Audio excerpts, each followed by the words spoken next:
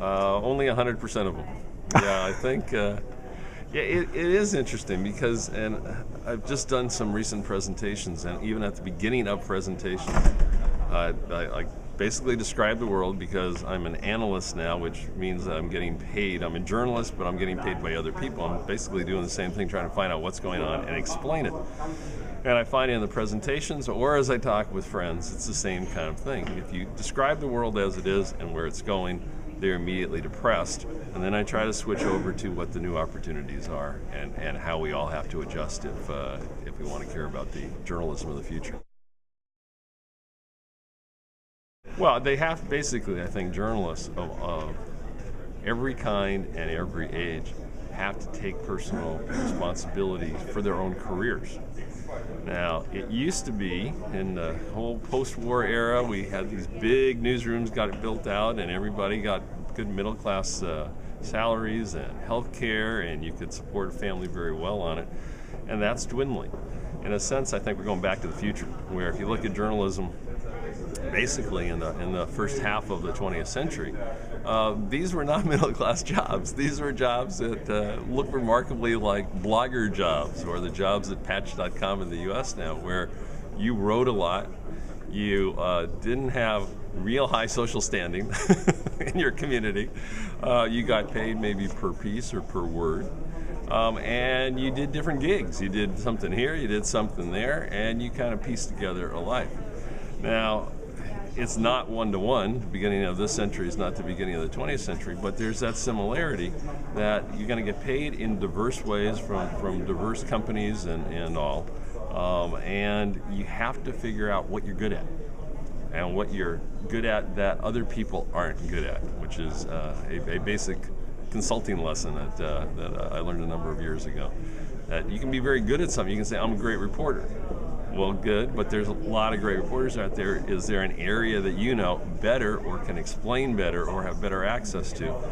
And so people talk about personal brand, and personal brand is probably a term that is repugnant to most journalists, but it's just a basic idea of saying, this is what I do, this is what I would like to do, hopefully, and this is why you should pay me to do it. It is happening right now. One of the things I talked about in my book, Newsonomics, was this concept of the digital dozen companies. And if you go back 20 years, in the U.S., the New York Times was a newspaper just like the Boston Globe or the Dallas Morning News. Now it's a huge global brand, and those other ones are small regional newspapers. If you look at the potential of this 900 million English speakers that can access news, this is a huge opportunity. And there are companies, roughly 12 to 15 companies, why I call them the digital dozen, that see this opportunity. And they see that if they can get one writer to write one column, but they can send it out to 5 million people or 20 million people rather than 500,000 people, that makes an economic sense that it hadn't made in the old world. Before, you had to print more newspapers to be able to get that column out. You paid that columnist, $100, and it went out to 500,000.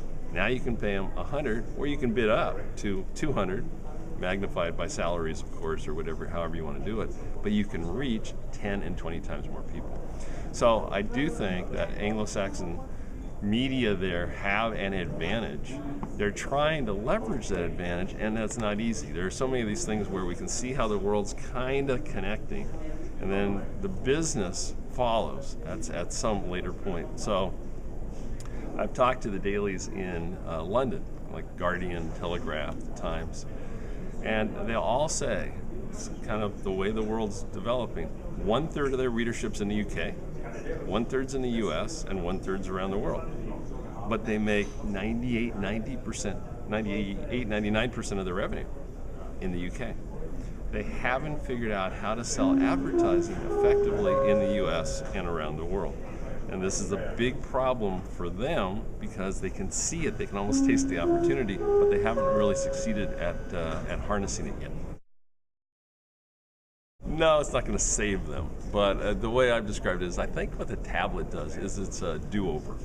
Basically, the 2000, 2001 when the bubble burst in the dot-com trade, and then from that point on, and I put that through the end of 2009, roughly, right? That is a lost decade for many news publishers. They saw their circulations go down, they saw their revenues go down, they're flailing trying to figure out who to partner with and how to get a piece of this new world. I think what the tablet now is kind of a lot of run-up in preparation in 2010, early users of it, but under the Christmas trees across the Western world, the iPad, right, glowing this Christmas. And I think for publishers, it's a business do-over. It says, okay, we didn't get it right.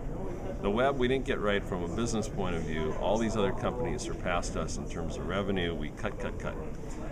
How with this new platform for news, and it's certainly not only for news, but it seems to be a pretty good news reader, how do we learn what we did wrong? What can we do right?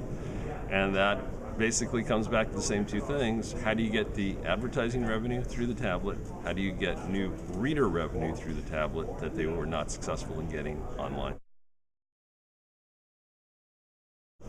If that were going to be the permanent condition of apps, tablet reading, whatever all this mobile reading is about, yes, it could, but I don't think it is. I think what happened in 2010 is Steve Jobs basically said, okay, we're developing this with the usual secrecy of Apple.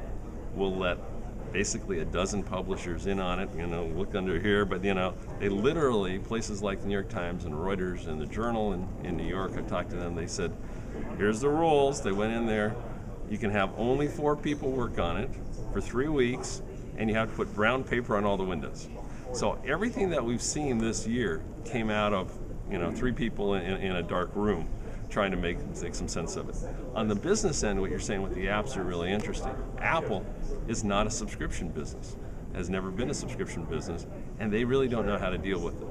So, of course, what they're saying is, we'll let you do subscriptions somehow. We'll figure out, if you're a newspaper or magazine company, how to do subscriptions, but we'd kind of like 30% of it forever. And newspaper companies are saying, I don't think so. So right now, it's a single app. That will change in 2011. And I think that'll go away. And this whole app business will be interesting too, whether that's a trivia question in 2015. What was an app in 2010? Because HTML5 is going to create very app-like experiences through a web browser. So like almost all of this, it's interim technology, and publishers really have to focus on the content and the customers.